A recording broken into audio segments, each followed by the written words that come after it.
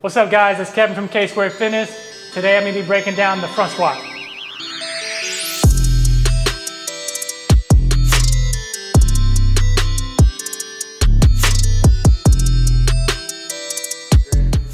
So I'm going to break down the key points of performance.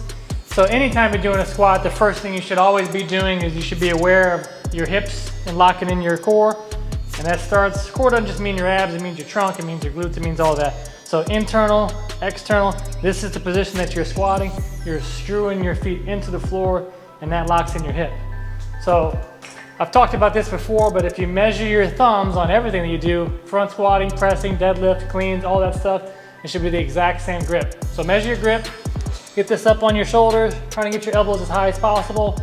And then I always talk about too, never having this business here, lock down the ribs, squeeze the glutes. That's your starting position. So if I lock down my ribs, I squeeze my glutes, lock in the feet, that's my front squat. So I always think about hips below knees. Once I clear my knees, when I exhale,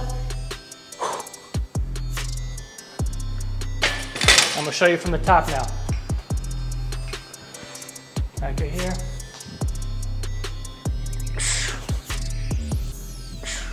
Anytime we're squatting, front squatting, back squatting, doesn't matter. We talked about locking in. The reason why we lock in, because when you stand up and you apply force and weight, your body's gonna look to overcompensate. So oftentimes you'll see people's knees come in. This is no good. Press your knees out as you stand especially. So whenever I go front squat, a couple of things I tell myself is, after I lock down, I go knees out, exhale, glutes. Knees out, exhale, glutes. That's the front squat. Get after it.